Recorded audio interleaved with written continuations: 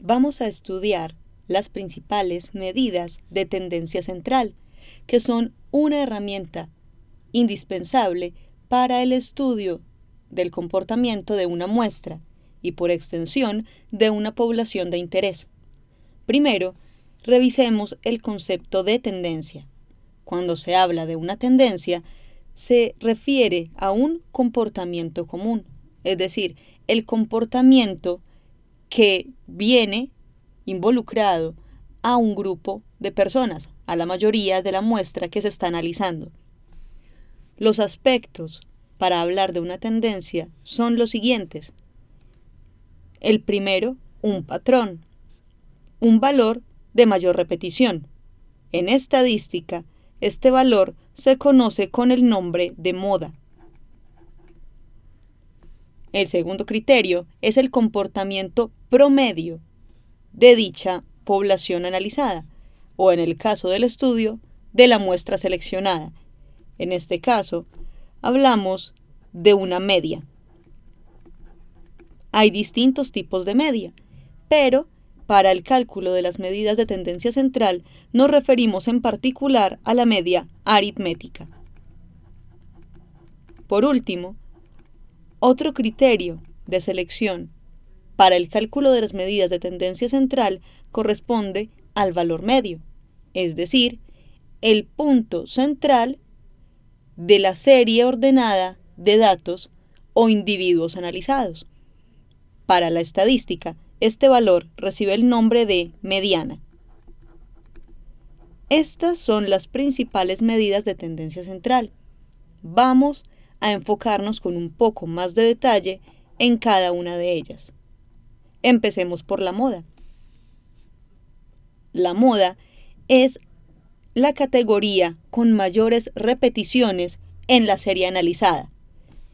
Recordemos que cuando hablamos de repeticiones, nos referimos inmediatamente a la frecuencia absoluta de cada categoría. Esto quiere decir que cuando vamos a seleccionar la moda, cuando vamos a determinar el valor correspondiente a la moda, nos remitimos en la tabla de frecuencias que debe ser previamente construida a la columna de frecuencias absolutas. Es en esta columna donde encontramos los números correspondientes a las repeticiones de cada categoría. El número mayor es el que nos dirá cuál es la moda de nuestra serie de datos. ¿Qué ocurre? Que hay distintos tipos de series de datos y por consiguiente se debe hacer un repaso de cada uno de ellos. Empecemos con este primer ejemplo. Esta gráfica de barras, que representa las frecuencias absolutas en una serie de datos, este tema lo vimos en un video anterior, en el tema de construcción de gráficas estadísticas. Vemos que esta gráfica nos muestra las frecuencias absolutas de unas categorías de datos determinadas. Y es posible visualizar que el punto de mayores repeticiones corresponde a esta categoría de color verde.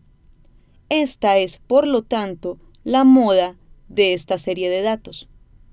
Como tenemos una única moda, este tipo de serie se puede reconocer como monomodal, porque tiene una moda única.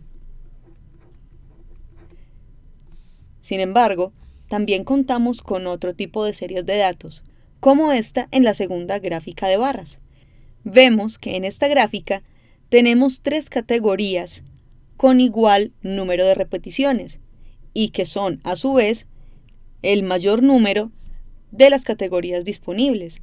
Entonces, se puede afirmar que tanto esta categoría como esta y esta son la moda de nuestra serie. Este tipo de serie se conoce como multimodal porque presenta múltiples modas en una misma serie de datos. Con esto en mente, pasemos ahora al cálculo o determinación mejor de la media aritmética. La media aritmética constituye el valor promedio encontrado en la serie de datos. Como se puede apreciar en esta gráfica, es el valor equivalente a todos los elementos de nuestra serie, a todas y cada una de las categorías, con un número equivalente de repeticiones. Entonces, ese valor promedio se calcula de la siguiente manera. El promedio, que se representa como X barra, es igual a la sumatoria de un producto. El producto de cada categoría de datos, X sub I, por su correspondiente frecuencia absoluta, porque miremos que estamos tratando las distintas repeticiones para este conteo, todo esto dividido entre el número de datos totales de la serie, es decir, el tamaño de la muestra. Como el cálculo de la mediana depende de una operación matemática, se puede inferir que este tipo de medidas solamente se emplean en variables cuantitativas, ya que las variables cualitativas no son susceptibles de multiplicación. Entonces, en este caso, no tiene sentido calcular una media. Ahora, pasemos a la revisión de esta fórmula. Encontramos esta expresión en nuestra sumatoria. Y de acuerdo con nuestras definiciones de conceptos básicos que vimos en videos anteriores, esta es la definición para la frecuencia relativa de cada categoría. Es por tanto posible enunciar el cálculo de la media como la sumatoria de cada categoría X sub I por su respectiva frecuencia relativa. Este tipo de media aritmética se conoce como media aritmética simple, ya que simplemente se están multiplicando cada categoría por su correspondiente frecuencia. Pasemos ahora a la determinación de la mediana en una serie de datos. La mediana se define como el punto medio en una serie ordenada de datos. Son dos elementos los que hay que considerar.